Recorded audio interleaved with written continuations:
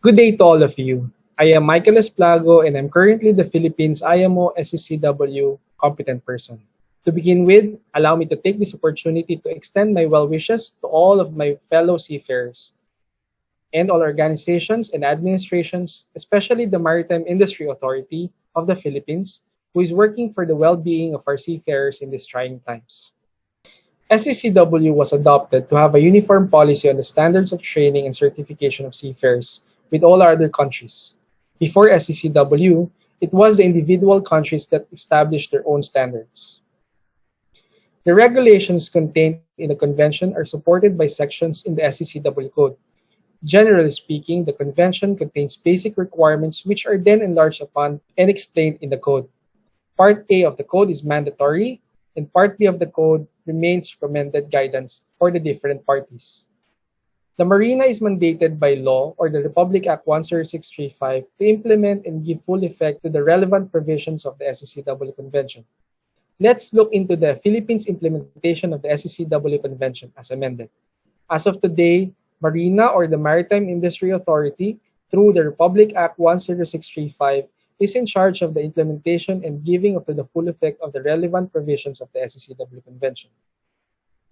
As a way of review, implementation of the STCW Convention is not new in the Philippines. In brief, it started with the Maritime Training Council, which was created in 1984 by a Letter of Instruction 1404 issued by the late President Marcos. For 28 years, the MTC coordinated the maritime affairs and concerns of seafarers with 11 other government agencies. In 2012, EO 75 was issued by President Aquino, which designated MARINA as a single maritime administration in the Philippines, ultimately becoming Republic Act 10635, with Congress enacting a law in 2014.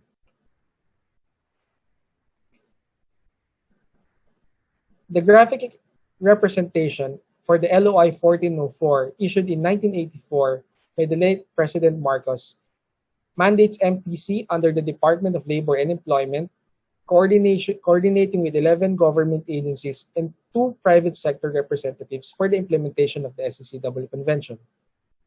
By virtue of EO 75, the functions of the MPC was transferred to MARINA. However, there are STCW functions retained by 5 other agencies in view of its legal mandate, which an EO cannot supersede. Republic Act 10635 was then signed into law His Excellency President Benigno Aquino on 2014. It was enacted into law by the 16th Congress of the Philippines. The law consolidates all STCW certification functions under the MARINA, and its implementing rules and regulations created the STCW office. The STCW office under the Maritime Industry Authority is headed by the Executive Director and the Deputy Executive Director and all other 12 divisions under his office, giving full in effect to the STCW Convention in the Philippines. Catching up with the industry demands and changes in the international and national regulations, MARINA has been continuously developing since the establishment of the STCW office in 2014. Developments include harmonized legislation, improvement in internal systems, specifically on the development of standards for maritime education and training programs. Here you can see the comprehensive internal processes. The main objective of the framework is the issuance of the Certificate of Competency to competent and qualified seafarers. The framework can be capsulized in 3 phases of implementation. The preparation phase is the preparation to train, where the research and development together with the Maritime Education and Training or the Maritime Education and Training Standard Supervisor or METS jointly initiates the review of the latest international requirements in case there are changes in the local international regulations. Also, the MARINA works hand in hand with the Commission on Higher Education in the design and development of the mandatory education and training courses under the STCW Convention. It is followed by the implementation of training, wherein the MARINA ensures that all programs are structured. It means that it strictly conforms with the standardized courses developed by MARINA and that they are delivered in accordance with the STCW Convention. We have the Accreditation Division, who does the evaluation and inspection of maritime education and training institutions. Now, after the approval of the institution, to conduct an approved STCW course, the evaluation of training, where MARINA exercises the control and supervision functions through its monitoring division and surveillance division. The monitoring division conducts planned visits to the maritime institutions, while the surveillance division conducts surprise visits to check on the continued compliance of the institution, approved to offer STCW courses. This could either be programmed internally or could be triggered by written complaints. This core process is complemented by the STCW Convention, existing laws, policies, circulars, administrative and support services, and resources. In 2015, the Maritime Industry Authority and the STCW office acquired its first certification from Bureau Veritas. To realize the framework objectives, MARINA has embarked on a whole-of-government approach covering four major steps. Number one is a harmonized legislation, which pertains to the issuance of additional legislative measures that are intended to harmonize STCW in the implementation in the Philippines. Second, interagency cooperation, which will foster a stronger collaboration between MARINA and other agencies and government involved in STCW implementation. Third, responsive national provision pertains to the issuance or amendment of more responsive MARINA circulars for effective implementation of STCW requirements. And fourth, comprehensive internal process, which refers to significant reforms in governance, efficient and effective public service, and ensures that only qualified seafarers shall be certificated in accordance with the STCW Convention.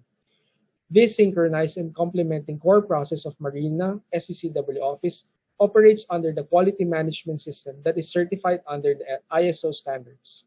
To further support the development of the Philippine maritime education system, the President signed the Executive Order 63, which further strengthens the authority of MARINA as a single maritime administration, specifically in the implementation of standards of training, certification, and watchkeeping for seafarers 1978 as amended.